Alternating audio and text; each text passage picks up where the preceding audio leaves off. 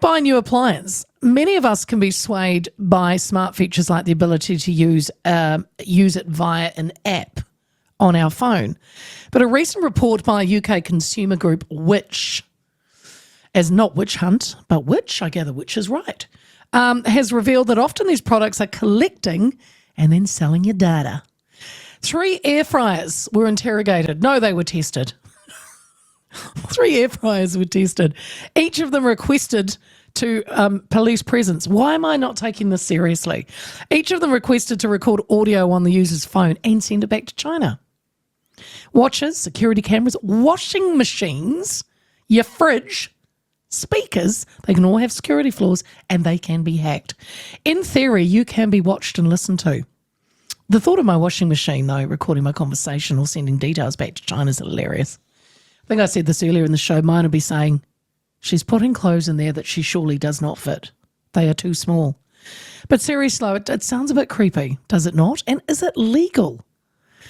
Consumer Chief Executive, Consumer NZ CEO Jon Duffy is joining me now. Hello, John. Good to have you back on the show. Hi, Leah. Nice to be here. Now, John, I am taking this seriously, but it just sounds a bit like a movie, you know?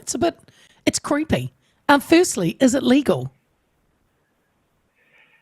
Yes, well, yes, it is, technically. Our Privacy Act allows agencies, which includes businesses, but could include government agencies as well, to collect data about users of their products if those users consent to that data being collected. And, you know, in the circumstances, there's a purpose for collecting the data and your collection is in line with that purpose. So if you don't read your privacy policy and you don't read the section that says we need to record audio on your phone to better provide services to you, and it's often something as general as that, and you click yes, I accept, then I see. The business is perfectly entitled to collect that information. So I see.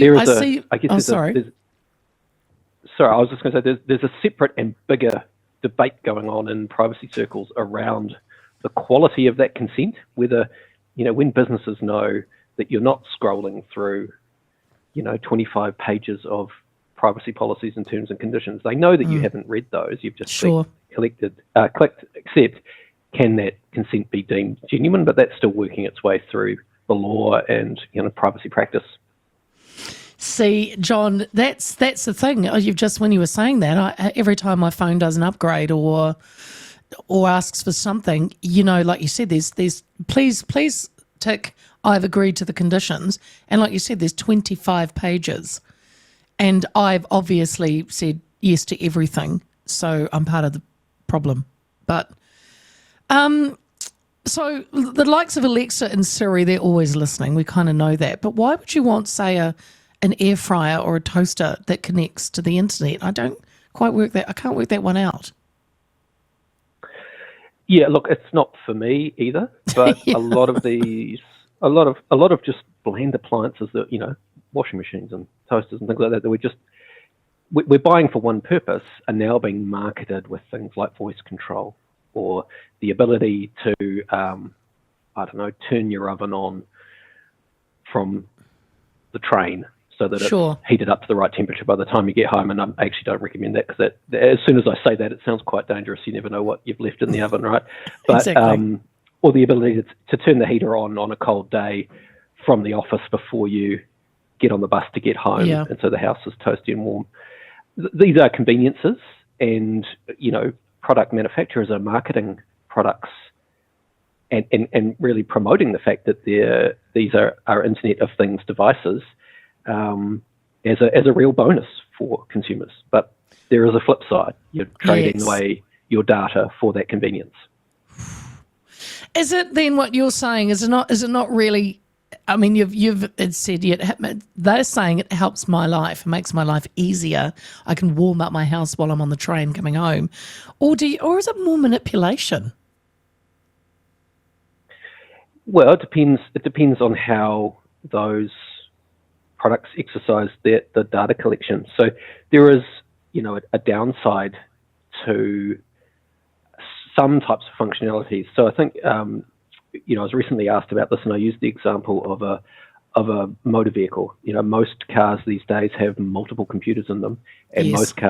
most new cars these days are internet enabled. And so, if you think of an example of a car that has safety features that detect when you're kind of crossing lanes, or has driver-facing cameras that can detect when your eyes are drooping and you're looking a bit sleepy, it's really convenient for that car to go, hey, you need to stop and have a rest.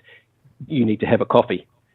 That's great. That helps keep us safe, and we don't crash our cars. But what if that car then goes, you need to have a coffee. I'm routing you to the nearest Starbucks outlet, and I'm using Starbucks as a convenient example, but it doesn't have to be Starbucks, and I'm not aware of Starbucks doing this. But when the manufacturer of your vehicle has a deal with Starbucks to program in Starbucks as the default destination for sleepy drivers, you're actually being advertised to.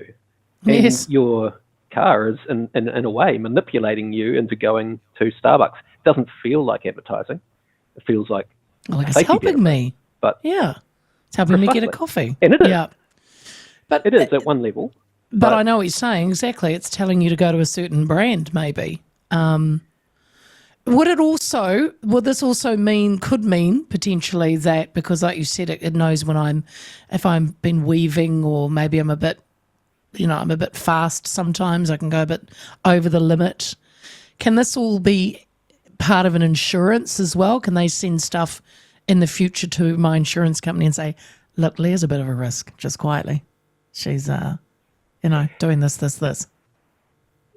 Well, the short answer is yes, but the mechanics of that would be, next time you go to renew your insurance company would go, right, Leah, you've had 3 claims this year for crossing the centre line and banging into things.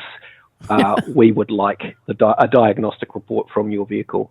And if your vehicle has that capability, if you want to continue to be insured by that company, you need to provide that information to them. And when you do provide that information to them, if it's an insurer that operates a risk-based model, your premium could most certainly go up. Now, there'll be some people out there who go, well, cool, why should I pay more on my premium to cover bad drivers? And that I don't disagree with that argument, but there's a broader kind of discussion around the role of insurance in society. There is cross-subsidization that goes on. It pulls risk, right? And whatever side of the fence you sit on, the ability to gather this type of data, which could be, you've used driving as an example, but it could be health data. It allows insurance companies to be really granular, or actually to deny insurance completely. So we could see, the data used to actually cut people off from insurance, which is not a good outcome for society. You just, like with health, everyone wears, I don't, but everyone wears those Apple Watches now that picks up everything you do. So you're saying that could also it holds your data for sure. And then it can say, oh, look, so-and-so doesn't sleep very well and they're not eating very well and this is down and this is up. So, yeah, I could see it being used for health insurance possibly as well. We can detect how often their wrist is moving to their mouth, so we extrapolate from that they're drinking too much. All these types of creepy things.